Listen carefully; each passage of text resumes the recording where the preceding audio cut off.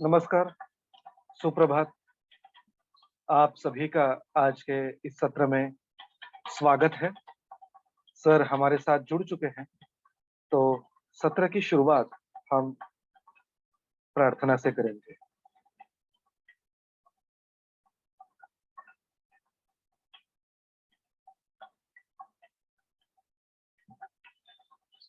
ओम पूर्णमदः पूर्णमिदं पूर्णात् पूर्णमुदच्यते पूर्णस्य पूर्णमादाय पूर्णमेवावशिष्यते। ओम शांति शांति शांति।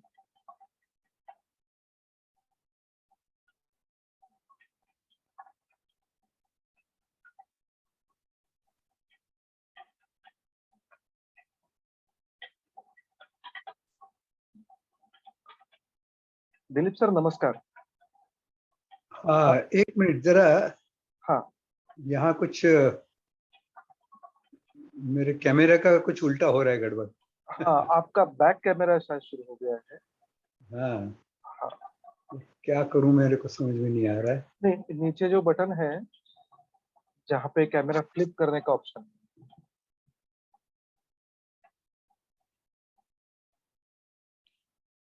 जी सर, आपका स्वागत है और आपसे प्रार्थना है कि आज के सत्र की शुरुआत करें। धन्यवाद। पिछले व्याख्यान के पुष्प में हमने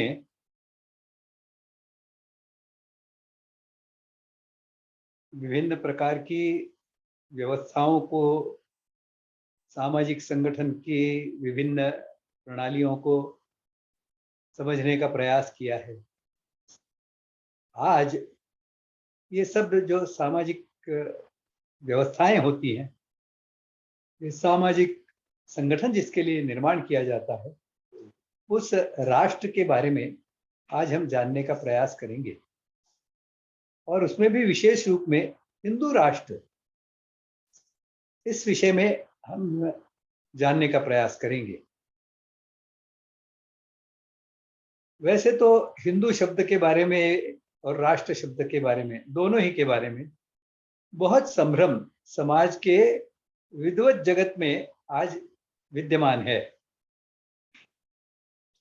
हिंदू के संदर्भ में जो संभ्रम है उसको दूर करने का प्रयास हमने प्रारंभिक एक पुष्प में हिंदू भारतीय कौन, इस विषय में हमने किया था, और उसमें हमने स्पष्ट किया था कि जो वसुधैव कुटुंबकम में विश्वास रखता है और जो उस दृष्टि से प्रयास भी करता है, वह हिंदू है।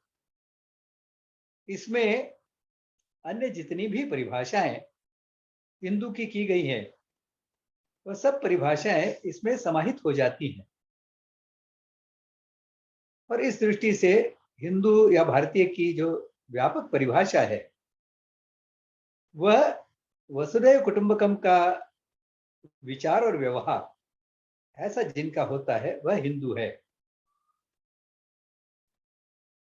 यह जैसे हमने हिंदू शब्द के संदर्भ में जो संभ्रम है उसे दूर करने का प्रयास किया, ऐसा ही राष्ट्र यह शब्द भी बहुत विभिन्न प्रकार के अर्थ लगाए जाने वाला ऐसा शब्द आज बना हुआ है। राष्ट्र यह वास्तव में देखा जाए तो संस्कृत का शब्द है, और इसीलिए इसकी सांस्कृतिक और प्राचीन भारतीय जो मान्यताएं हैं उनका विचार करने की आवश्यकता है। लेकिन दुर्भाग्य से वर्तमान की विपरीत शिक्षा, यूरोपीय देशों का अंधानुकरण, अपनी अस्मिता, अपने स्वाभिमान को भूल जाना, इसके कारण आज राष्ट्र इस शब्द को गलत अर्थों में प्रयोग किया जाता दिखाई देता है। एक राजनीतिक दल है जिसके नाम में ही राष्ट्र शब्द है। एक बार उनके एक नेता से मैंने पूछा कि भाई साहब, आप ये आपके राजनीतिक दल के नाम में ही राष्ट्र शब्द है, क्या कभी आपके चिंतन बैठकों में ये राष्ट्र क्या है इसके ऊपर कोई चर्चा चलती है? तो उस राजनीतिक दल के नेता ने मुझे तुरंत ये कहा कि भाई साहब, मैं यदि यह विषय निकालूंगा हमारी बैठक में तो मुझे वहां से भगा देंगे। ये कौन हिंदुत्ववादी आ गया? कहने का तात्पर्य है कि जिनके राजनीतिक दल के नाम में राष्ट्र शब्द है, वह राष्ट्र शब्द की चिकित्सा, राष्ट्र शब्द के बारे में स्पष्टता करना नहीं चाहते। वह इस संभ्रम को बनाए रखना चाहते हैं जिससे उनका वोट बैंक सुरक्षित रहे।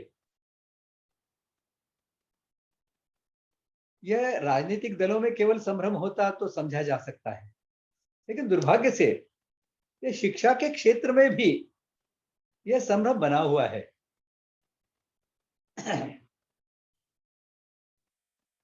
1986 में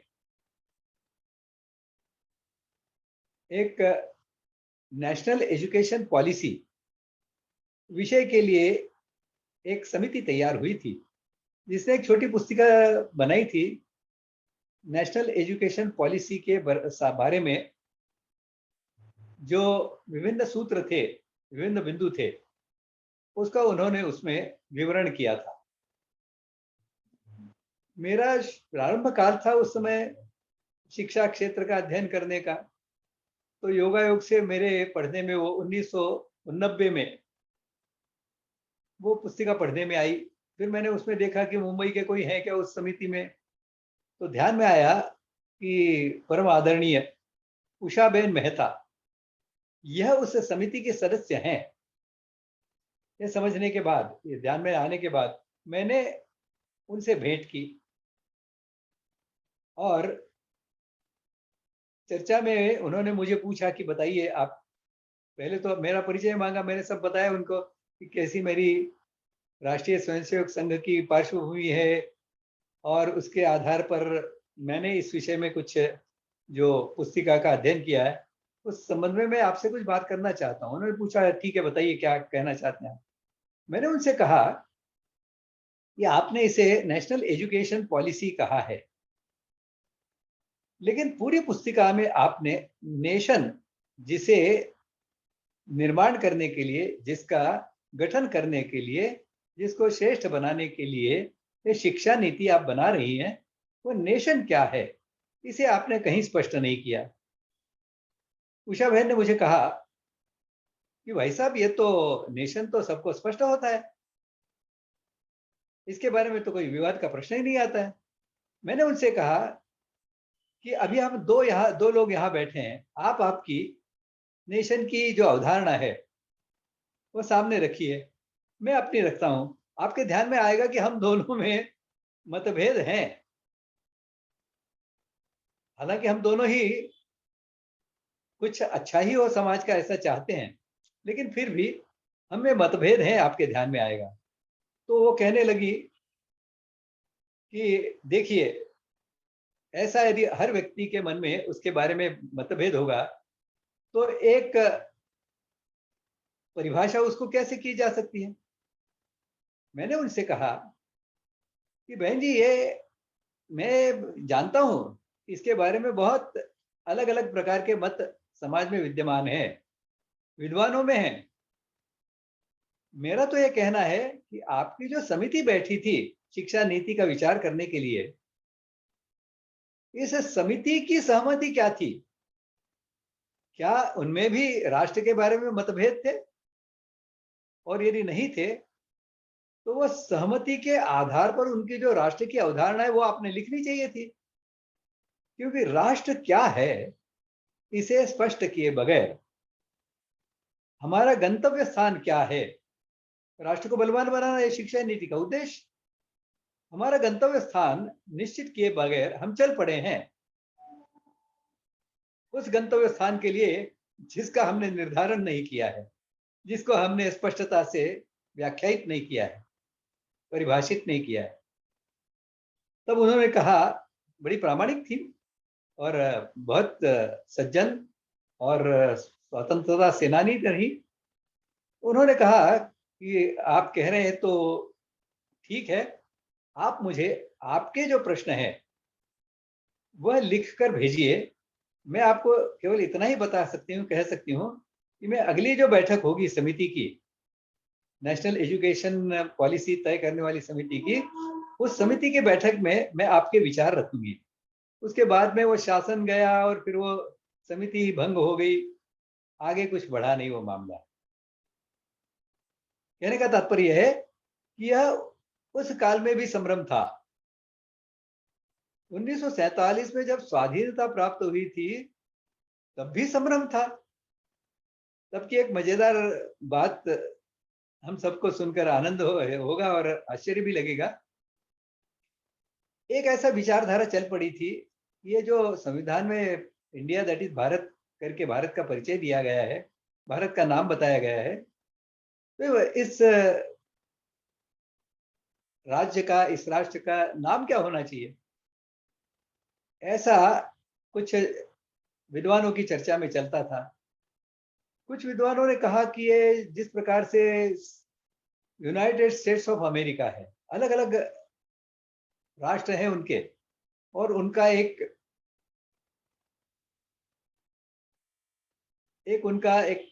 संगठन है, उसे यूनाइटेड स्टेट्स ऑफ अमेरिका कहते हैं। दूसरा ऐसा United states of Soviet Russia था। तो उन्होंने कहा कि ये जो भारत है यह एक राष्ट्रों का समूह है, इसके लिए हमने इसे यूनाइटेड स्टेट्स ऑफ भारत या यूनाइटेड स्टेट्स ऑफ इंडिया ऐसा नाम देना चाहिए। इसके ऊपर जो लोग जानते थे कि अनादिकाल से ये राष्ट्र रहा है, उस समय इसका नाम हिंदू राष्ट्र नहीं होगा, सनातन होगा, लेकिन यह राष्ट्र तो रहा है। उन्होंने कहा कि आप कैसे कहते हैं कि ये राष्ट्रों का समूह है। तो उन्होंने इसका कारण बताया। उन्होंने कहा कि देखो, इस भारतवर्ष में महाराष्ट्र है, सौराष्ट्र है, ये तो राष्ट्र है ना। महाराष्ट्र एक राष्ट्र है, सौराष्ट्र एक राष्ट्र है, तो इस प्रकार से यह राष्ट्रों का एक संघ है। इसके लिए इसे भारतीय राष्ट्र संघ ऐसा नाम देना ही उचित होगा। अब इसके ऊपर जो एक राष्ट्र की, अनादिकाल से चले आ रहे राष्ट्र की अवधारणा के बारे में अच्छी तरह जानते थे, उन्होंने कहा कि भाई साहब, आपकी इस कहने के, इस तर्क के अनुसार तो भारत में व्यक्ति व्यक्ति राष्ट्र होगा। अब वो चौंक गए। राष्ट्र समूह बताने वाले, राष्ट्रों का संघ बताने वाले, उसका समर्थन करने वाले, उन्हें पूछा ऐसे कैसे कर सकते हैं। तो प्राचीन काल से राष्ट्र चला आ रहा है, इसके समर्थक जो थे उन्होंने कहा कि देखो, हमारे यहाँ धृतराष्ट्र नाम का एक व्यक्ति हुआ है, अब ये व्यक्ति राष्ट्र है, तो यहाँ तो भारत में तो हर व्यक्ति एक एक राष्ट्र बन के खड़ा हो जाएगा। आपको ठीक लगता है क्या? तो इस प्रकार से इस विवाद को विराम मिला। लेकिन यह संभ्रम जो था वो तो बना ही रहा, और हमारे नेता यह समझते रहे we are a nation in the making. इसकी पृष्ठभूमि थोड़ी आगे चलकर हम समझने का प्रयास करेंगे। अभी हम यह देखें कि जो संभ्रम है यह 1986 में था, 1989 में बना रहा, क्या वह अब दूर हो गया? तो ध्यान में आएगा कि यह संभ्रम अब भी दूर नहीं हुआ है। अभी जो राष्ट्रीय शिक्षा नीति बनी, ये हिंदी में तो बनी नहीं, अंग्रेजी में बनी, क्योंकि इसको बनाने वाले जो थे वो हिंदी के जानकार थे नहीं। उन्होंने नेशनल एजुकेशन पॉलिसी बनाई, उसका अनुवाद हमने राष्ट्रीय शिक्षा नीति कर दिया। लेकिन यह जो नेशनल एजुकेशन पॉलिसी बनाने वाले लोग थे, इनको राष्ट्र क्या होता है इसकी तो अवधारणा ठीक से पता ही नहीं थी। इन्होंने तो नेशनल एजुकेशन पॉलिसी बनाई, और जैसे संभ्रम मैंने आपको बताया कि 1986 में उषा बहन ने व्यक्त किया था, इसके बारे में तो बहुत संभ्रम है और इसको नेशन इस शब्द को, नेशनल इस शब्द को अलग से परिभाषित स्पष्ट करने की कोई आवश्यकता नहीं है। इसी प्रकार से इस नेशनल एजुकेशन पॉलिसी में इसके नाम में तो नेशन है, इसके नाम में तो राष्ट्रीय शब्द है, लेकिन आगे कहीं भी नेशन या राष्ट्र, इनकी अवधारणा को स्पष्ट करने का कहीं कोई प्रयास नहीं है। कहने का तात्पर्य यह है कि राष्ट्र इस अवधारणा के संदर्भ में आज भी उतना ही संभ्रम विद्यमान है जितना 1947 और उससे कुछ काल पहले तक भारत में विद्यमान था। शिक्षा के क्षेत्र में भी यह आज भी विद्यमान है। राष्ट्रीय शिक्षा नीति उसका प्रत्यक्ष प्रमाण है। अब प्रश्न यह उठता है कि नेशन क्या होता है, इसको समझे बगैर राष्ट्र को समझना कठिन है। कुछ लोग समझते हैं कि नेशन को वो अच्छी तरह समझ गए हैं, कुछ लोग वास्तव में समझते भी हैं, नेशन इस अवधारणा को अच्छी तरह से समझने वाले लोग हैं, लेकिन दुर्भाग्य से वह राष्ट्र की अवधारणा को समझते नहीं है और नेशन को जो उसका अनुवाद नहीं किया जा सकता ऐसा शब्द है, उसे राष्ट्र इस भारतीय अवधारणा से उसका शब्द प्रयोग कर देते हैं। अब यह कोई ठीक बात नहीं है। अब हम नेशन की पृष्ठभूमि, जो यूरोपीय पृष्ठभूमि रही है, उसे समझने का प्रयास करेंगे, उसे समझेंगे और फिर राष्ट्र की समझ से हम विचार करेंगे उसके ऊपर, तो दोनों में अंतर स्पष्ट हो जाएगा। नेशन यह शब्द, यह 18वीं सदी में यूरोप में प्रारंभ हुआ। उससे पहले भारत से बाहर, भारत में राष्ट्र था लेकिन भारत के बाहर नेशन इस नाम की कोई अवधारणा थी ही नहीं। 18वीं सदी में नेशन इस अवधारणा ने जन्म लिया और उस समय तक तो पूरे विश्व भर में अन्य कोई नेशन था ही नहीं। सामान्य रूप से राजा ही हुआ करते थे। राजा भी नहीं कह सकते, किंग कह सकते हैं, क्योंकि किंग भी भारतीय भाषा में उसके लिए प्रतिशब्द नहीं है और राजा के लिए अंग्रेजी में प्रतिशब्द नहीं है। अभी यह हम जब शासन दृष्टि का विचार आगे करेंगे उसमें राजा और किंग के अंतर को समझने का प्रयास करेंगे। यहाँ हम इतना ही जान लें कि सब जो यूरोपीय देश थे इनमें किंग हुआ करते थे, उनकी अपनी अपनी किंगडम हुआ करती थी, यानी राज्य हुआ करते थे।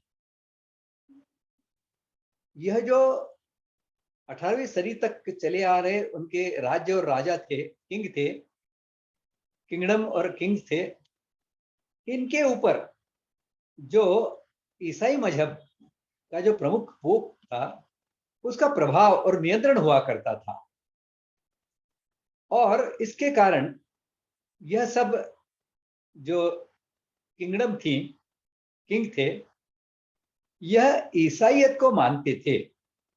ये तो पहली बार इंग्लैंड ने इसके विरोध में एक अभियान चलाया और प्रोटेस्टेंट के रूप में कैथोलिक ईसाई जो है उसके विरोध में प्रोटेस्टेंट ईसाई इस नाम से एक अलग झंडा खड़ा किया। लेकिन अन्यथा तो उनका किंगडम, उनका किंग और अन्य जो कैथोलिक को मानने वाले थे, राजा थे, किंग थे, उनके किंग और किंगडम में कोई अंतर नहीं था। उन किंग्स ने अपने हित के लिए अपना राज्य निरंतर बना रहे, चिरंजीवी बना रहे, मेरे बाद मेरे वंशजों का भी राज्य चलता रहे, इस दृष्टि से अपने अपने राज्य में, अपने अपने किंगडम में कुछ व्यवस्थाएं निर्माण की थी। 18वीं सदी में और विशेषतः 19वीं सदी के प्रारंभ में यह नेशन का मामला बहुत तेजी से आगे बढ़ा और ये किंग का किंगडम जाकर वहां पर नेशन इस अवधारणा को लोगों ने स्वीकार किया, वह लोकतंत्र के साथ में किया। किंग और किंगडम गए और लोकतंत्रात्मक शासन वहां पर स्थापित हुए और इन लोकतंत्रात्मक शासनों ने अपने किंगडम को अब वो लोकतंत्रात्मक शासन थे, इसलिए लिए अपने शासित भू क्षेत्र को एक नेशन के रूप में प्रस्तुत किया। स्वाभाविक रूप से किंग और किंगडम में जिस प्रकार से सारी व्यवस्थाएं उस राज्य की, उस किंगडम की, यह शासनाधिष्ठित हुआ करती थी, और शासन भी सबसे बलवान था इसके लिए शासनाधिष्ठित थी। जब दूसरा कोई बलवान हो जाता तो पुराने शासक को चुनौती देकर उसको मारकर खुद राजा किंग बन जाता था। ये प्रथा परंपरा वहां चलती रही थी। तो इस प्रकार से बलवानाधिष्ठित, सत्ताधिष्ठित ऐसी समाज व्यवस्था, समाज रचना इन सब यूरोपीय किंगडम में थी। वह लोकतंत्र के प्रारंभ के उपरांत भी, शासन व्यवस्था लोकतंत्रात्मक होने के उपरांत भी वहां की जो व्यवस्थाएं रही, यह सत्ताधिष्ठित, बलवानाधिष्ठित ही रही। आज भी वैसी चल रही है, क्योंकि उनका स्वरूप जो है यह सत्ताधिष्ठित समाज का रहा है और आज है। दुर्भाग्य से हमारे लोगों ने, हमारे नेताओं ने इसी सत्ताधिष्ठित ऐसी नेशन की अवधारणा को स्वीकार किया, और आज हम देखते हैं कि आज भारत में जो सामाजिक जीवन चलता है, इसमें शासन सर्वोपरि होता है। शासन कुछ भी कर सकता है, सारी भौतिक शक्ति शासन के हाथ में है, और उसमें भी अल्पमत बहुमत से चलता है। ये जब बहुमत हो जाता है, यानी जो बलवान हो जाता है, वह शासन करता है।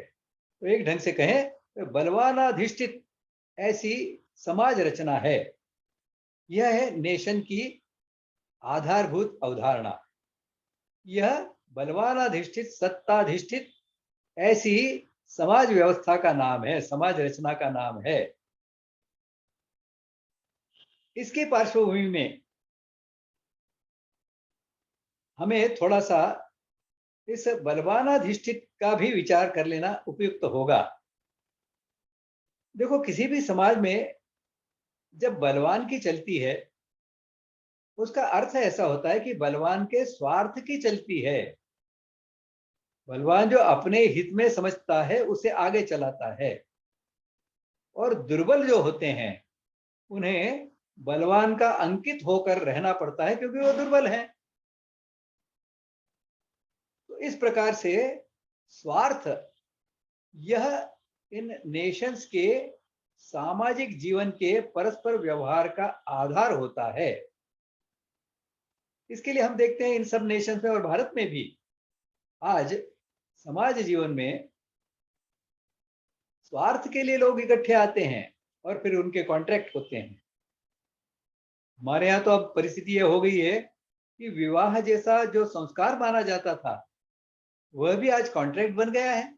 अपने स्वार्थ के लिए, अपनी विषय वासना की तृप्ति के लिए स्त्री पुरुष इकट्ठे आते हैं, कॉन्ट्रैक्ट कर लेते हैं, और जब चाहे मेरे स्वार्थ का साधन नहीं हो रहा है, तोड़ देते हैं। तो संस्कार नहीं रहे। कहने का तात्पर्य है कि भारत में भी अभी राष्ट्र जो है यह सुप्तावस्था में है। इसका अस्तित्व तो नष्ट नहीं हुआ है। उसके बारे में हम आगे और जानने का प्रयास करेंगे। यहाँ इतना ही हम समझ लें कि भारत में भी यह नेशन कल्पना यह व्याप्त हो गई है, और इसी का प्रतीक है कि हमने हमारे देश के नाम का परिचय इंडिया दैट इज भारत कहा है। भारत दैट इज इंडिया कहा होता तो भी एक बार ठीक था, लेकिन इंडिया दैट इज भारत कहा है। ये इंडिया जो है यह इस नेशन का प्रतीक है, और भारत जो है यह राष्ट्र का प्रतीक है। इसे हम समझेंगे। अब राष्ट्र की अवधारणा को ठीक से समझना है तो जिस प्रकार से नेशन यह सत्ताधिष्ठित होता है, बलवानाधिष्ठित होता है, स्वार्थ पर आधारित होता है, इसके बिल्कुल विपरीत राष्ट्र की अवधारणा जो है यह धर्माधिष्ठित है। और धर्म के बारे में हमने पूर्व के अध्याय में जाना है, व्याख्यान पुष्पों में जाना है कि धर्म का अर्थ है विश्व संचालन के नियम। यह एक मनुष्य के लिए जो नियम होते हैं वही दूसरे मनुष्य के लिए और वही मनुष्य जाति के लिए होते हैं। सृष्टि के नियम जो है यह पशु पक्षी प्राणियों के लिए जो होते हैं वही मनुष्य के लिए होते हैं। तो इस प्रकार से यह वैश्विक संचालन के जो नियम है वह धर्म है, और ऐसे धर्म के जो नियम एक समाज के सामाजिक समूह के लिए लागू होते हैं उन्हें समाज धर्म कहते हैं, सामाजिक धर्म कहते हैं, समष्टि धर्म कहते हैं। तो ऐसे समष्टि धर्म पर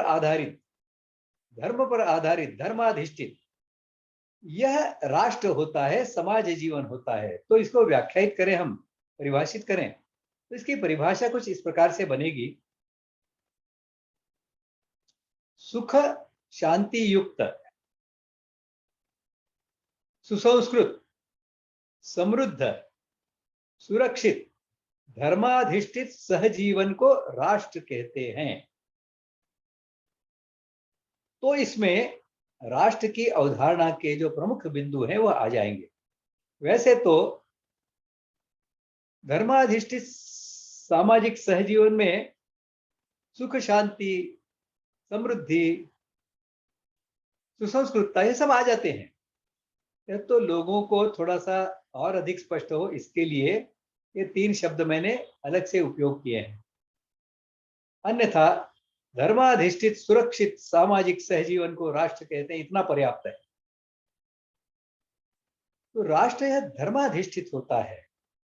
राष्ट्र के अंदर जो सारी व्यवस्थाएं हैं यह सब धर्माधिष्ठित होती हैं। राष्ट्र का सामाजिक संगठन यह धर्माधिष्ठित होता है। इसका हम आगे थोड़ा विचार करेंगे। अभी हम इस राष्ट्र की प्राचीनता को समझने का प्रयास करेंगे और किस प्रकार से स्वाधीनता के बाद भारत की इस राष्ट्र की अवधारणा के साथ में जो अपने को इस देश का, इस राष्ट्र का नेता मानते थे, उन्होंने किस प्रकार से इसका नुकसान किया है हमारी समझ में आएगा। राष्ट्र की प्राचीनता का विचार करते समय ध्यान में आएगा कि वेद काल से या शायद वेद काल से भी पूर्व से भारत में राष्ट्र की अवधारणा रही है। और इसका जो विवरण वेद के यजुर्वेद में 22.22 इस श्लोक में मिलता है, ऋचा में मिलता है, उसके अनुसार इसके 10 लक्षण हैं। वैसे तो कम से कम 15-20 जगह पर वेदों में राष्ट्र इस शब्द का उपयोग किया गया है, लेकिन यजुर्वेद के इस सूक्त में तो राष्ट्र की काफी स्पष्ट ऐसी कल्पना, राष्ट्र के 10 लक्षण बताए हैं। उनमें सबसे अंतिम जो लक्षण है वह योगक्षेम युक्त स्वस्थ समाज जीवन। अब यह वास्तव में राष्ट्र की परिभाषा आप देखेंगे, मैंने जो परिभाषा की है, समृद्ध, सुसंस्कृत, सुरक्षित, धर्माधिष्ठित सहजीवन, इससे मिलती जुलती है। वास्तव में मिलती जुलती कहना भी ठीक नहीं है, एक ही है। योगक्षेम युक्त स्वस्थ समाज जीवन राष्ट्र है। यह इस यजुर्वेद के सूक्त में बताया गया है। यजुर्वेद में और भी राष्ट्र के बारे में संदर्भ आते हैं। उसमें कहा गया है कि राष्ट्र बलवान रहे। यह राष्ट्र जो है यह समाज जीवन के पीठ की, रीढ़ की हड्डी है। राष्ट्र बना रहेगा तो समाज बना रहेगा। और कहीं कहा गया है कि जिस प्रकार से हम अपने लिए आर्थिक समृद्धि चाहते हैं, आर्थिक समृद्धि के साथ में ही सर्वांगीण उन्नति चाहते हैं, इसी प्रकार से राष्ट्र भी आर्थिक दृष्टि से और सर्वांगीण ऐसी उन्नति को प्राप्त हो। तो इस प्रकार से कई स्थानों पर वेद की ऋचाओं में, उनके सूक्तों में राष्ट्र की अवधारणा का उपयोग किया हुआ हम देखते हैं। कहने का तात्पर्य है कि राष्ट्र की यह अवधारणा तो उस काल से चली आ रही है। सतयुग में तो बहुत सज्जन लोग हुआ करते थे, धर्म के अनुसार चलते थे। उनका वर्णन महाभारत में भीष्माचार्य करते हैं। न दंड्यो न च दांडिकः धर्मेणैव प्रजा सर्वं रक्षति स्म परस्परम। न राज्यम न राजासीत्। उस समय न राजा था, न कोई शासन था, कोई दंड व्यवस्था नहीं थी, क्योंकि सारी प्रजा, सारी मानव जाति यह धर्म के अनुसार व्यवहार करती थी और इसके कारण एक दूसरे की रक्षा सहजता से हो जाती थी। इसके लिए सतयुग में तो इसकी आवश्यकता नहीं हुई। हम देखते हैं कि जिस प्रकार से मानव जाति में पतन हुआ, मानव का स्वभाव है, आलस और प्रमाद उसके एक स्वाभाविक ऐसे अंग होते हैं। जब तक विशेष प्रयासों से इन दो बातों को दूर न किया जाए, मनुष्य में आलस और प्रमाद यह तो स्वाभाविक बात होते हैं और उसका पतन यह इसके कारण स्वाभाविक रूप से होता ही है। और इसीलिए हम देखते हैं सतयुग, त्रेता युग, द्वापर युग और कलयुग में यह पतन सबसे ज्यादा हम अनुभव भी करते हैं। लेकिन यह जो धर्माधिष्ठित शासन व्यवस्था, धर्माधिष्ठित राष्ट्र की अवधारणा जो थी, यह त्रेता युग में भी हम देखते हैं कि राम ने रावण का वध किया है। तो यह धर्माधिष्ठित जो राष्ट्र था, इसकी विरोधी, धर्म विरोधी शक्ति का निर्दालन करने के लिए, उसे नष्ट करने के लिए राम ने वहां जाकर, श्रीलंका में जाकर रावण का वध किया है।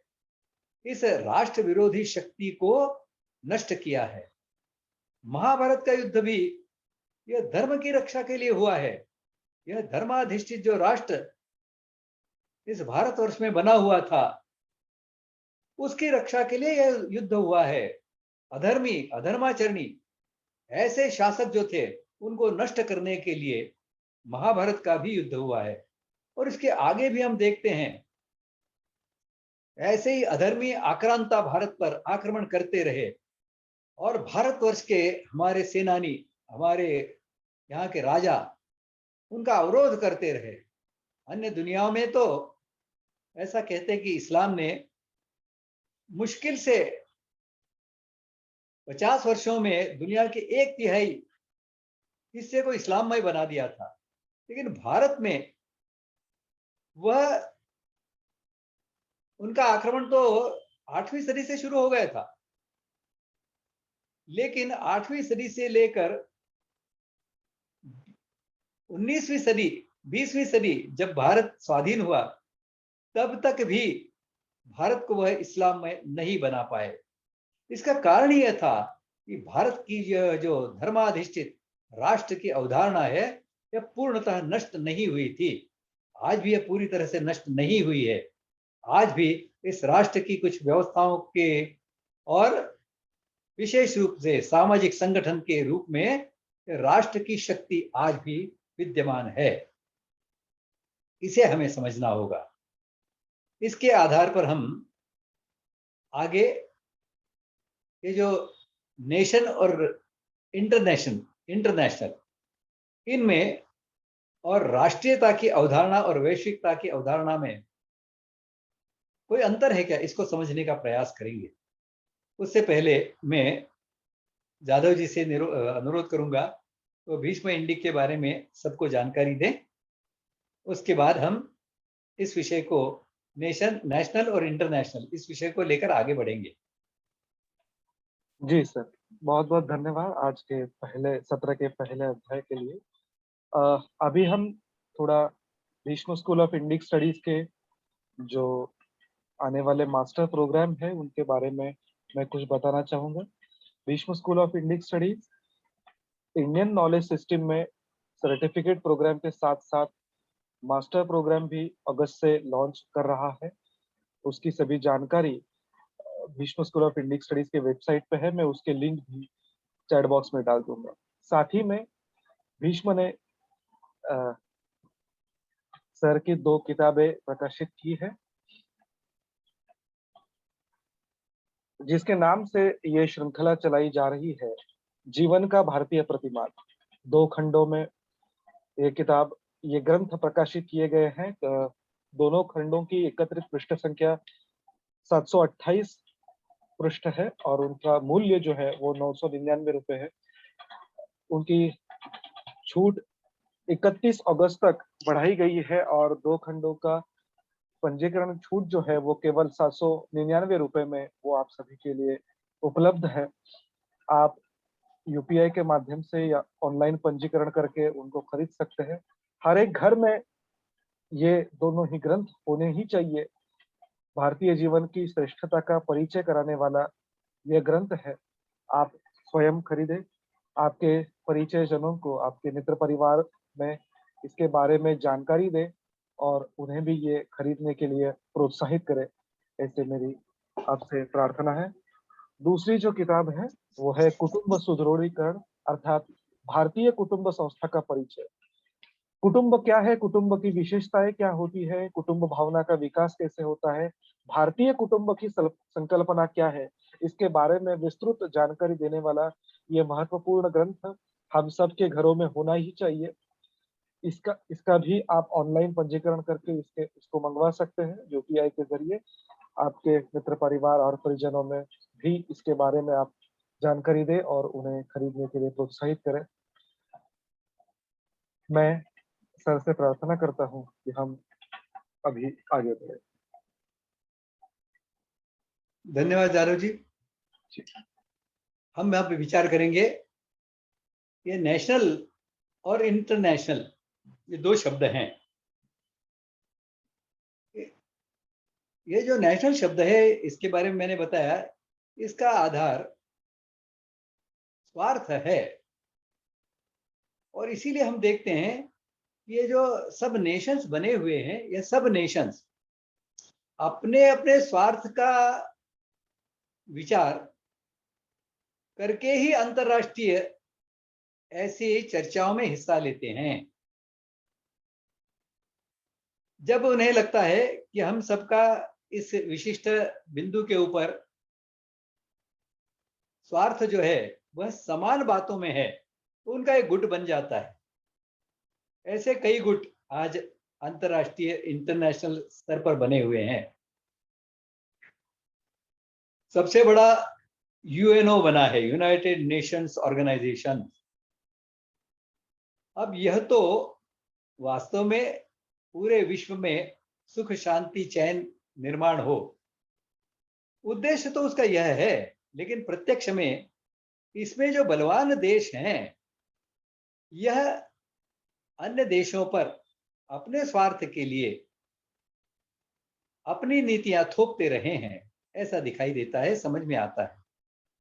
फिर कुछ लोगों ने अणुबम बना लिए, तो उन्होंने अपना एक संगठन बना लिया और अन्य कोई अणुबम न बना सके, इसके लिए उन्होंने पूरे विश्व भर में आतंक निर्माण किया।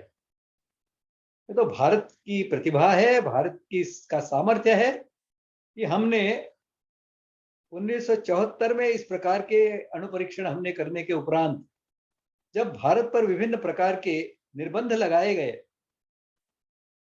उसके उपरांत भी हमने 1998 में दूसरे अणु परीक्षण किए और यह अणु परीक्षण इतने प्रभावी थे कि हम जो अणुबम है उससे कई गुना अधिक संहारक ऐसे हाइड्रोजन बम की जो प्रौद्योगिकी है उसका हमने विकास कर लिया।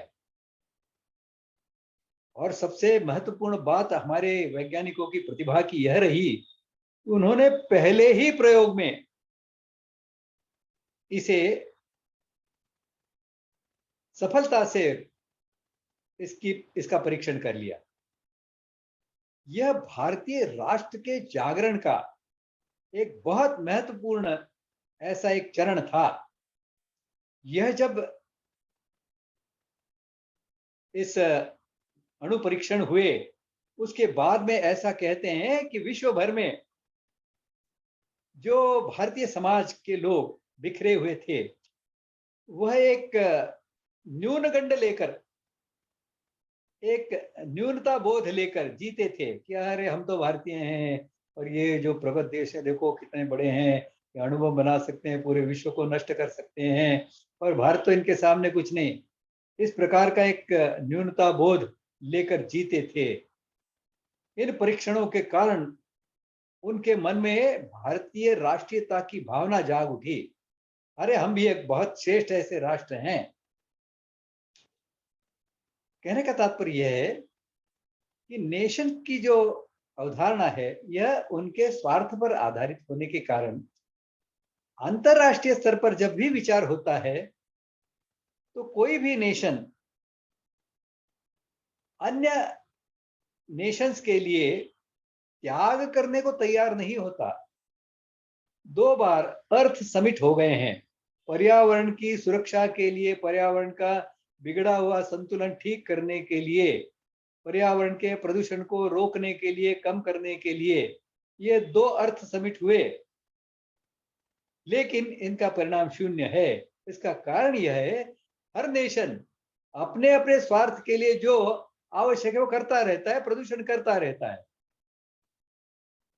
अपने नेशन में प्रदूषण न हो इसके लिए प्रदूषणकारी ऐसे उद्योग जो जिन्हें हम विकासशील या अविकसित देश हैं उनमें पैदा करता रहता है, वहां प्रदूषण निर्माण करता रहता है और उनको गालियां भी देता रहता है कि ये अपने प्रदूषण की मात्रा कम करें, ये अपने प्रदूषण की मात्रा कम करें। वास्तव में इनके ही उद्योग चलते हैं वहां जो प्रदूषण निर्माण करते हैं। कहने का तात्पर्य है, यहाँ नेशनल और इंटरनेशनल इसमें एक संघर्ष है। हर नेशन अपने स्वार्थ के लिए ही प्रयास करता रहता है, लेकिन राष्ट्रीयता जो होती है यह धर्माधिष्ठित होने के कारण और सृष्टि का जो धर्म है, सृष्टि संचालन के जो नियम है, उन्हीं का एक हिस्सा राष्ट्र के स्तर पर जो समाज जीवन है, उस समाज जीवन का जो अच्छी तरह से संचालित होने के नियम है, वह उस पूरी सृष्टि के, पूरी मानव जाति के धर्म का एक हिस्सा होने के कारण इनमें कोई विरोधाभास नहीं है, इनमें कोई संघर्ष नहीं है। इसलिए राष्ट्रीयता की भावना और वैश्विकता की भावना, इनमें कोई अंतर नहीं है। राष्ट्रीयता की दृष्टि से हमारे यहाँ कोई भी विचार होगा, यदि भारतीय दृष्टिकोण से होगा, तो वह वैश्विकता का विरोधी हो नहीं सकता। और इसीलिए हमारे यहाँ जो जीवन दृष्टि का प्रसार किया गया है, उसमें एक कौटुंबिक भावना का विषय हमने रखा है। तो पूरा विश्व एक कुटुंब है, मेरा है, अपना है। अच्छा है तो इसे और अच्छा बनाना, बुरा है तो इसकी बुराइयां दूर करना मेरी जिम्मेदारी है। इस कौटुंबिक भावना के साथ में हम पूरे विश्व के मानव जाति को देखते हैं। यह वैश्विकता, यह राष्ट्रीयता, इनमें कोई संघर्ष नहीं है, कोई विरोधाभास नहीं है। इसलिए यह जो धर्माधिष्ठित राष्ट्र की अवधारणा है, यह पूरे विश्व भर में सुख, शांति, समृद्धि, सुसंस्कृतता, इसकी आश्वस्ति देने वाला विषय है। लेकिन दुर्भाग्य से भारत में ही जो राष्ट्र की जो अवधारणा है और राष्ट्र की जो शक्ति है, यह आज दुर्बल है।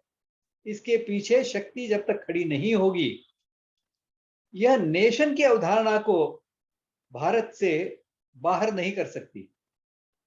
इस दृष्टि से हमें राष्ट्र की अवधारणा को देखना होगा, समझना होगा। इस राष्ट्र की वसुधैव कुटुंबकम की जो जीवन दृष्टि है, सारी मानव जाति ही नहीं, केवल जितने भी जीव जगत हैं वह भी मेरे कुटुंब के सदस्य हैं। तुकाराम महाराज ने जैसे कहा था, वृक्षवल्ली अम्हा सोयरी, ये हमारे सगे हैं, ये हमारे रिश्तेदार हैं, वनस्पतियां हैं, इनकी हम पूजा करते हैं, प्रकृति की हम पूजा करते हैं, गंगा माता मानते हैं, नदी हर नदी हमारे लिए माता होती है, गौ माता होती है, तुलसी माता होती है, धरती माता होती है। तो इनको हमने कौटुंबिक भावना से जोड़ा हुआ है अपने साथ। यह हमारी राष्ट्रीयता की वैचारिक पृष्ठभूमि। व्यावहारिक पृष्ठभूमि क्या है? क्योंकि केवल विचारों से जीवन अच्छा नहीं बनता है, व्यवहार ऐसा होना होता है। तो व्यवहार की दृष्टि से हम देखें तो ध्यान में आएगा कि वसुधैव कुटुंबकम यह भी एक व्यवहार सूत्र है। सर्वे भवन्तु सुखिनः, यह उसका स्वाभाविक ऐसा व्यवहार सूत्र बनता है। यदि मेरे कुटुंब के सब लोग हैं, पूरी मानव जाति, पूरी सृष्टि के जो जीव जगत है, ये मेरा कुटुंब है, तो ये सब सुखी होना चाहिए। मैं अपने लिए सुख चाहता हूँ, आत्मवत् सर्वभूतेषु, यह उसका व्यवहार सूत्र बन जाता है। तो इस प्रकार से हमारे व्यवहार सूत्र भी बनते हैं, वह वैश्विक होते हैं। और इन व्यवहार सूत्रों को प्रत्यक्ष जीवन में हम जी सकें, इसके लिए फिर यह राष्ट्र अपनी व्यवस्थाएं निर्माण करता है। इन व्यवस्थाओं का विवरण हमने पीछे 2 सत्रों में समझने का प्रयास किया है कि किस प्रकार से यह व्यवस्था धर्म के अनुसार इनकी रचना होती है और पूरे विश्व के और राष्ट्र के स्तर पर जब ये व्यवस्थाएं होती हैं तो राष्ट्र के हर व्यक्ति के लिए यह लाभकारी होती है। जैसे आजकल की भाषा में हम for the people, by the people, of the people ऐसा कहते हैं। ऐसी ये सारी व्यवस्थाएं होती हैं। यह हर व्यक्ति का इसमें सहभाग होता है, हर व्यक्ति के लिए इसमें दायित्व होता है और हर व्यक्ति के लिए हितकारी ऐसी यह व्यवस्थाएं होती हैं। प्रमुखता से 3 व्यवस्था का हमने भी विचार किया है: शिक्षण व्यवस्था, रक्षण व्यवस्था और पोषण व्यवस्था। इनका अलग से विचार हम आगे जब हम शिक्षण दृष्टि, शासन दृष्टि, समृद्धि शास्त्रीय दृष्टि इनका विचार करेंगे तब गहराई से करेंगे। अभी केवल इसके मोटे मोटे सूत्र हम समझ लें। इसमें शिक्षण व्यवस्था का हम जब विचार करते हैं तो यह शिक्षण व्यवस्था यह हर व्यक्ति के लिए है। हर व्यक्ति के लिए उसकी पात्रता के अनुसार उसे शिक्षा मिलना यह समाज जीवन के लिए हितकारी है। यह वैश्विक सुख शांति के लिए हितकारी है। इसके लिए यह धर्माधिष्ठित शिक्षा पात्रता के अनुसार हर व्यक्ति को मिले, निःशुल्क मिले, उसकी आर्थिक परिस्थिति उसके लिए अवरोध न बने शिक्षा प्राप्ति के लिए। इस प्रकार की हमारी शिक्षण व्यवस्था हुआ करती थी। हर इच्छुक बच्चे के लिए और हर बच्चे को प्रेरणा देकर उसे शिक्षित संस्कारित किया जाता था, सामर्थ्यवान बनाया जाता था, आत्मविश्वास युक्त बनाया जाता था और तब जाकर हमारा जीवन, राष्ट्र जीवन यह विश्व का विश्व गुरु पद पर स्थापित होने जैसा बना था। इस प्रकार से हम देखते हैं कि शिक्षण व्यवस्था यह समाज जीवन के हर व्यक्ति के लिए है। लेकिन इसमें यह बात ध्यान देने और समझने योग्य है, इसमें 3 प्रकार के लोग होते हैं, हर समाज में होते हैं, हर राष्ट्र में होते हैं। एक प्रकार के लोग होते हैं वह तो राष्ट्रीय होते हैं, राष्ट्रभक्त होते हैं। उनके लिए तो शिक्षा होती ही है, क्योंकि मनुष्य को मनुष्य बनाने के लिए शिक्षा की आवश्यकता होती है। तो जिसने मनुष्य जन्म पाया है उसे राष्ट्रीयता की शिक्षा की आवश्यकता तो होती है। तो ऐसे राष्ट्रभक्त लोगों के लिए, राष्ट्र हित की चिंता करने वाले लोगों के लिए भी राष्ट्रीय शिक्षा की अवधारणा तो है ही। लेकिन यह जो राष्ट्रीय शिक्षा है, यह जो अराष्ट्रीय लोग हैं, यानी राष्ट्र के साथ में या धर्म के साथ में जिनका कोई लेना देना नहीं है, लेकिन धर्म विरोधी नहीं है, ऐसे बहुत बड़े वर्ग के लिए जो अराष्ट्रीय है, जिसे राष्ट्र के साथ में कोई लेना देना नहीं है, जिनकी राष्ट्रीयता की भावना केवल पड़ोसी देश के साथ युद्ध जब निर्माण होता है तब जागती है, और जैसे ही वो युद्ध समाप्त हो जाता है उनकी राष्ट्रीयता की भावना तात्कालिक होने के कारण यह फिर सुप्तावस्था में चली जाती है। ऐसे अराष्ट्रीय लोगों को भी राष्ट्रीय बनाने के लिए राष्ट्रीय शिक्षा होती है। जो राष्ट्रद्रोही होते हैं, जन्म से ही या अपनी सामाजिक पृष्ठभूमि के कारण राष्ट्रद्रोही होते हैं, उनके निर्दालन के लिए भी शिक्षा होती है। क्योंकि धर्म की प्रतिष्ठापना तो एक और तो जो सज्जन शक्ति है, जो धर्म शक्ति है, उसके संरक्षण की दृष्टि से, और दूसरी ओर इस धर्म शक्ति के विरोधी जो शक्तियां हैं उनको नष्ट करने से होती है। तो शिक्षा में इस प्रकार की धर्म शिक्षा दी जाती है। धर्म विरोधियों का निर्दालन करना चाहिए, कैसे करना चाहिए, इसकी शिक्षा भी दी जाती है।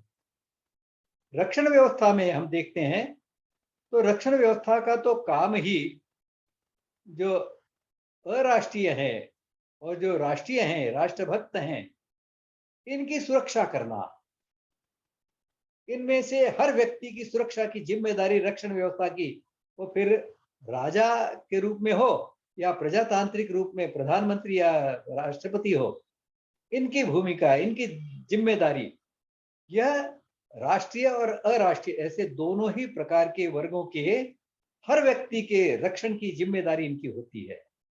और इसी प्रकार से इस रक्षण व्यवस्था की, राज्य की जिम्मेदारी, शासन की जिम्मेदारी जो अराष्ट्रीय से भी आगे बढ़कर जो राष्ट्रद्रोही तत्व हैं, उनको नष्ट करना, उनको निष्प्रभ करना, उनको देश से निष्कासित करना, यह रक्षण व्यवस्था की जिम्मेदारी होती है। अन्यथा हर व्यक्ति के रक्षण की जिम्मेदारी राष्ट्र की होती है। राष्ट्र की जो शासन व्यवस्था होती है, राज्य व्यवस्था होती है, उसकी होती है। फिर वो राष्ट्र की राज्य व्यवस्था एक विशाल राज्य के रूप में हो, चाहे खंडित खंडित ऐसे राज्यों के रूप में हो, हर राज्य की जिम्मेदारी इस प्रकार से राष्ट्रद्रोही लोगों को निर्दालन करने की, और जो अन्य समाज है, अराष्ट्रीय है या राष्ट्रभक्त है, उनकी रक्षा की होती है। इसी प्रकार से पोषण व्यवस्था की भी जिम्मेदारी राष्ट्र के हर व्यक्ति के प्रति है, लेकिन इसमें भी जो राष्ट्रद्रोही हैं, उनका पोषण न हो सके, अन्यथा जो अराष्ट्रीय यानी राष्ट्रद्रोही नहीं है, ऐसा सभी समाज जो अराष्ट्रीय होगा, उसे राष्ट्रीय बनाने की दृष्टि से उसका भी पोषण करना है, और जो राष्ट्रभक्त है उनका तो पोषण करना ही करना है। लेकिन ऐसे हर व्यक्ति के पोषण की जिम्मेदारी भारत में हमेशा राष्ट्रीयता का अविभाज्य लक्षण रहा है। इसलिए हम देखते हैं कि शिक्षा हमारे यहाँ निःशुल्क हुआ करती थी, और इसी प्रकार से अन्न भी बिकाऊ वस्तु नहीं थी।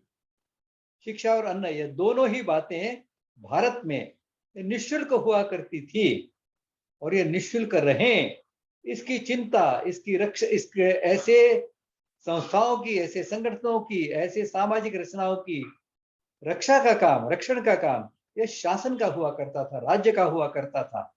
और इसके लिए ऐसे जो शिक्षण केंद्र हुआ करते थे, जो इस प्रकार की धर्म शिक्षा से पूरे समाज को भारित कर देते थे, ऐसे शिक्षण के केंद्रों का रक्षण करने की जिम्मेदारी, ऐसे शिक्षण क्षेत्र की सभी प्रकार की कठिनाइयों को दूर करने की, आर्थिक दृष्टि से, सामाजिक दृष्टि से, राजनीतिक दृष्टि से, इनके बीच में कोई अवरोध खड़े न हो, यह काम हमारे यहाँ की रक्षण व्यवस्था करती थी।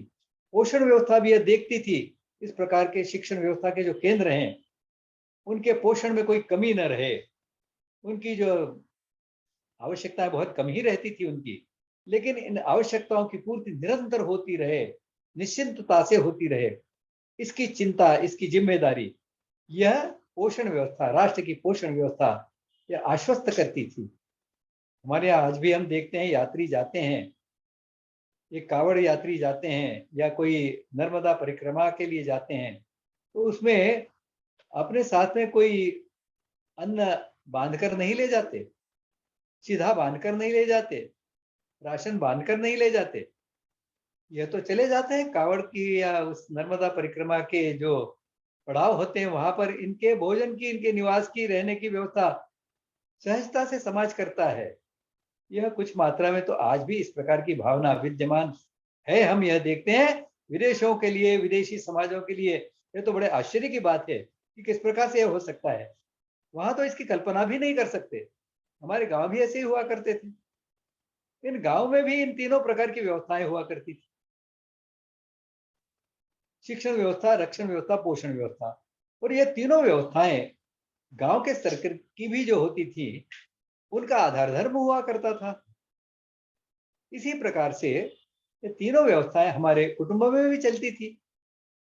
तीनों व्यवस्थाओं की आवश्यकता तो हर कुटुंब में होती ही है, लेकिन ये हर कुटुंब की जो ये तीनों व्यवस्थाएं हैं, उनका आधार फिर धर्म ही होता है।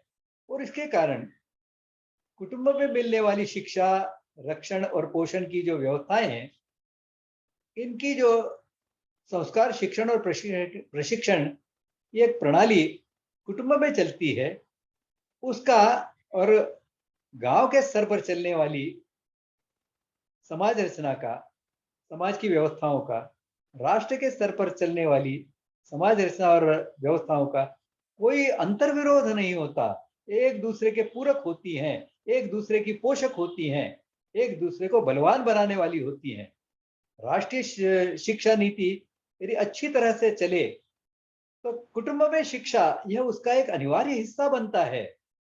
फिर अधिजन शास्त्र की शिक्षा कुटुंब में पहुंचाने की व्यवस्था उसमें होती है। माता प्रथमो गुरु का विचार उसमें होता है, पिता द्वितीयों का विचार होता है। इस प्रकार से शिक्षा का विचार केवल विद्यालय शिक्षा के ऊपर नहीं सौंपा जाता, तो कुटुंब शिक्षा का भी वह अनिवार्य ऐसा विचार उसमें होता है। इसी प्रकार से रक्षण व्यवस्था का भी जब विचार होता है तो कुटुंब में भी जो क्षात्र तेज रखने वाले हैं, क्षत्रिय स्वभाव रखने वाले हैं, क्षत्रिय वर्ण के जो बच्चे हैं, उन्हें उस प्रकार की भावना की शुद्धि और वृद्धि हो, इस प्रकार की संस्कार और शिक्षा की व्यवस्था तो कुटुंब में भी हम करते ही हैं। कोई ऐसा देखते हैं कि अरे इसको तो एथलेटिक्स में बहुत इसमें इसको रुचि है और गति भी है, तो कुटुंब के लोग उसके लिए त्याग करते हैं, उसके लिए उस प्रकार की शिक्षा और प्रशिक्षण की व्यवस्था करने का प्रयास करते हैं। गांव के लोग भी ऐसे एथलेटिक्स में जो रुचि रखता है और गति रखता है, ऐसे युवक को प्रोत्साहन देती है। राष्ट्र के स्तर पर भी ये होता हुआ हम देख रहे हैं। आज प्रधानमंत्री जब हमारी क्रिकेट की टीम अंतिम चरण में हार कर वापस लौटी, उनका कौतुक करने के लिए प्रधानमंत्री उनके हर सदस्य के साथ में व्यक्तिगत स्तर पर बात करते हैं, उनका हौसला बढ़ाते हैं। तो यह हमारी शिक्षण व्यवस्था का ही हिस्सा है, ये लोक शिक्षण का हिस्सा है, इसे हमें समझना होगा।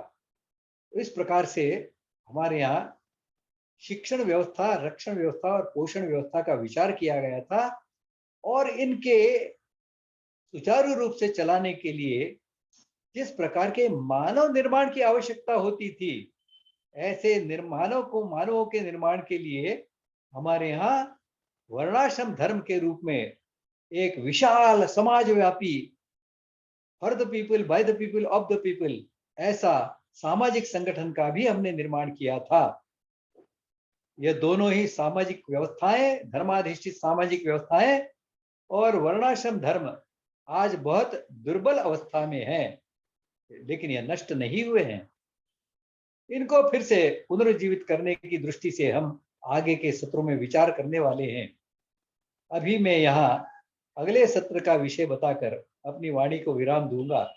अगला सत्र हमारा होगा अगले अध्याय का, अगले व्याख्यान पुष्प का विषय होगा चिरंजीवी राष्ट्र। चिरंजीवी राष्ट्र जो है, यह राष्ट्र की जीवंतता का लक्षण होता है। जो राष्ट्र जीवंत होते हैं, जीवंत रहने के लिए प्रयास करते हैं, वह राष्ट्र चिरंजीवी बनते हैं। इसका विचार हम अगले व्याख्यान पुष्प में करेंगे। यहाँ भी मैं अपनी वाणी को विराम देता हूँ। धन्यवाद।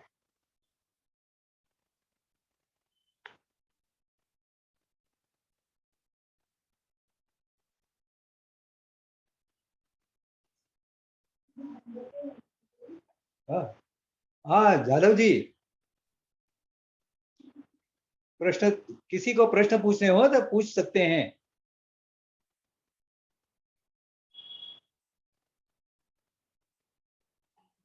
जादव जी,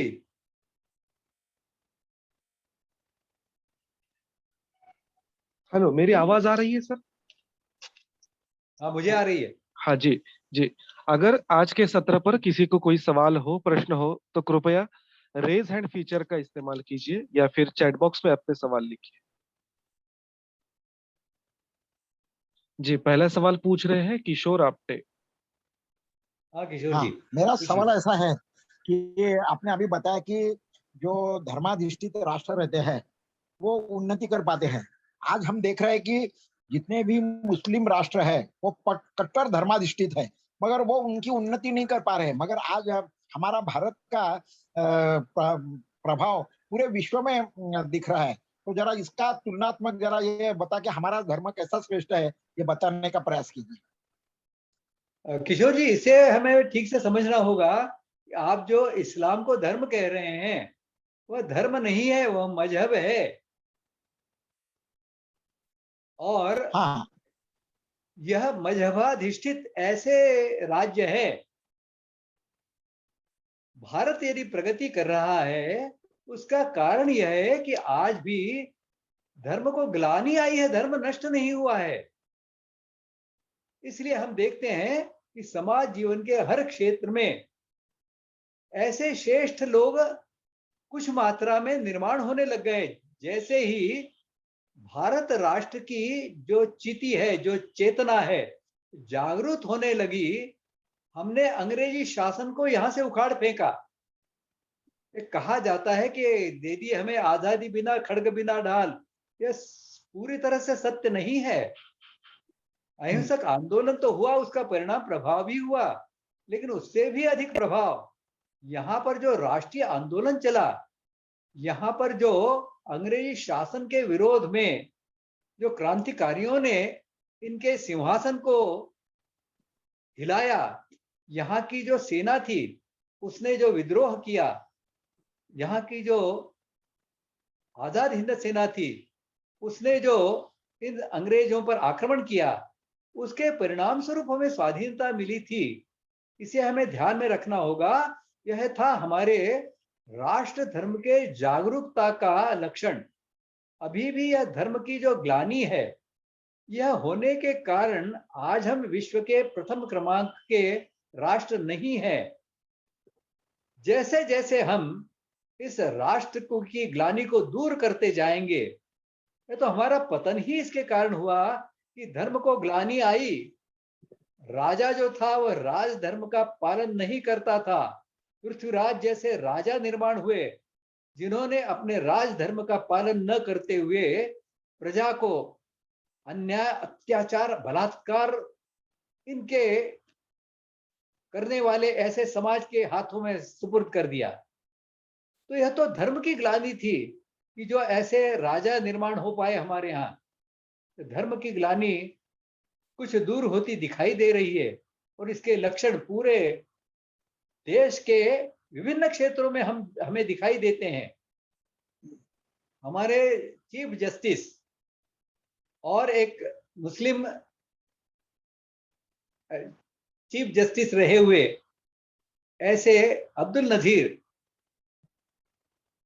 सुप्रीम कोर्ट के चीफ जस्टिस जो रमन्ना है वह भी, और ये जो अब्दुल नजीर है, ये दोनों कह रहे हैं आजकल कि हमने न्याय क्षेत्र का भारतीयकरण करना चाहिए।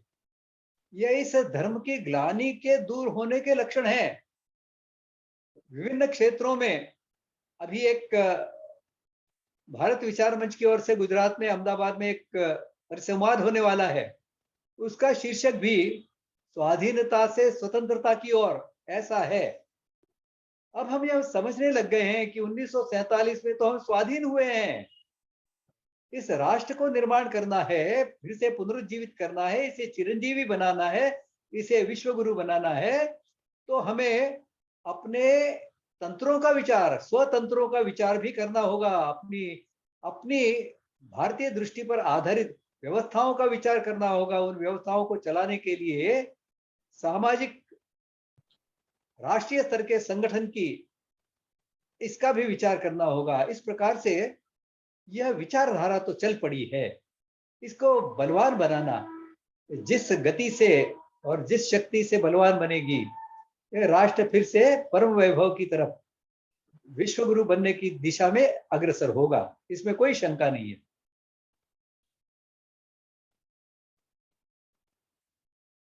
और कोई प्रश्न?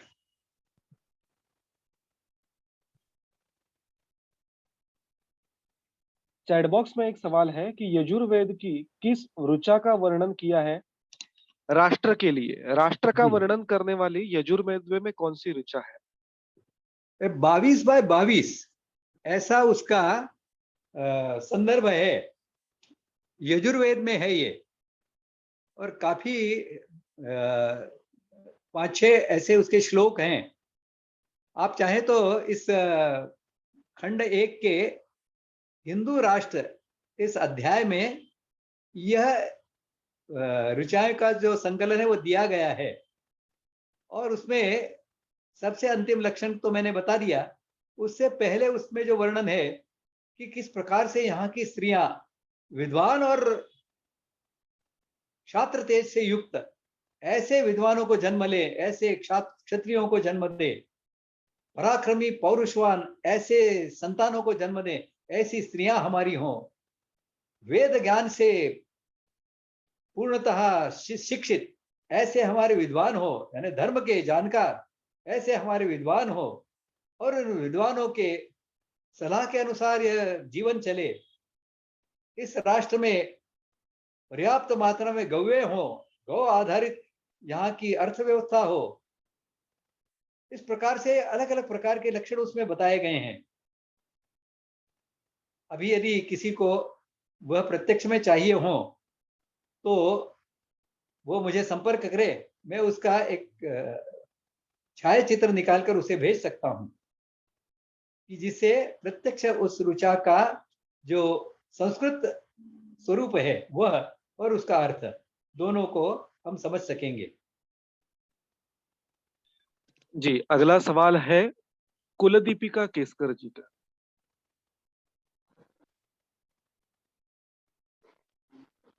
नमस्कार सर. नमस्कार. एवढं काही दिसत नाहीये. काय प्रॉब्लेम झालाय बघा. आपला चेहरा दिसत नाही, काय ते माझ्याकडून थोडासा प्रॉब्लेम आहे असं वाटतंय. नाही नाही मॅडम, तुम्ही प्रश्न विचारताय म्हणून तुम्ही स्क्रीनवर आहात. सर आहेत चालू, तुम्ही प्रश्न विचारा. हा ठीक आहे. नमस्कार सर. मला एकच विचारायचं होतं, राष्ट्र निर्माण करण्यासाठी कुटुंबाची काय भूमिका असली पाहिजे, कुटुंबाने कुठला प्रयत्न करायला पाहिजे? तुमचा प्रश्न, आपका प्रश्न जो है वे है कि राष्ट्र के निर्माण में कुटुंब का योगदान क्या हो सकता है। हाँ करेक्ट है, हाँ करेक्ट है। अब इसे हमें समझना होगा कि राष्ट्र यह एक बड़ा विस्तारित कुटुंब है। ऐसी भावना कुटुंब में, यदि कुटुंब भावना स्थापित है, कुटुंब भावना के अनुसार हमारी शिक्षण रक्षण पोषण व्यवस्थाएं चलती हैं।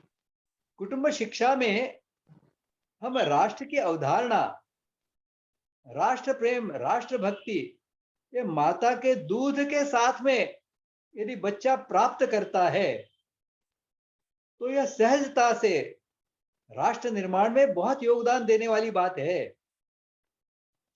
राष्ट्र की जो जीवन दृष्टि है, राष्ट्र के जो व्यवहार सूत्र हैं, सर्वे भवन्तु सुखिनः आत्मवत् सर्वभूतेषु वसुधैव कुटुंबकम, इनकी शिक्षा यह गर्भधारणा से लेकर यदि कुटुंब में शुरू होती है तो कुटुंब का इस राष्ट्र के निर्माण में बहुत बड़ा योगदान होगा। और यही योगदान हुआ करता था जिसके कारण हमारा राष्ट्र एक बल संपन्न, सुसंस्कृत, समृद्ध, ऐसा विश्वगुरु बनने योग्य ऐसा राष्ट्र बन पाया था। उसमें कुटुंब का योगदान हम उसमें से निकाल लें तो शायद कुछ भी शेष नहीं रहेगा। इसके लिए कुटुंब शिक्षा राष्ट्रीयता की शिक्षा ही होती है, इसे हमें समझना होगा।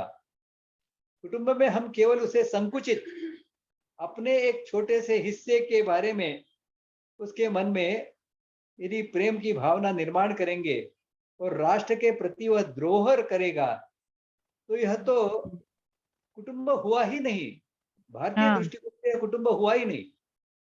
भारतीय दृष्टिकोण से कुटुंब जो होगा उसमें इस वैश्विकता के आधार पर, धर्म के आधार पर जो राष्ट्र खड़ा होने वाला है, हुआ है, उसको बल देने वाली ऐसी शिक्षा, ऐसी व्यवस्थाएं कुटुंब की, ऐसा ही संवाद, ऐसे ही घर का सुशोभन, ऐसे ही घर का साहित्य, यह सब घर में होगा, कुटुंब में होगा तो राष्ट्र जीवन में वह कुटुंब बहुत बड़ा योगदान दे सकेगा।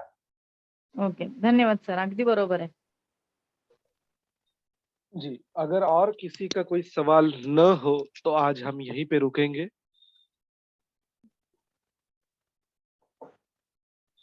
और किसी का कोई सवाल है तो कृपया रेज हैंड का इस्तेमाल कीजिए। ओके, धन्यवाद। मुझे लगता है आज के सवाल इतने ही थे। बहुत बहुत धन्यवाद सर आज के इस सत्र के लिए, और जो हमारे साथ आज सभी सहभागी जुड़े उनका भी हार्दिक धन्यवाद। आप सभी का दिन शुभ रहे।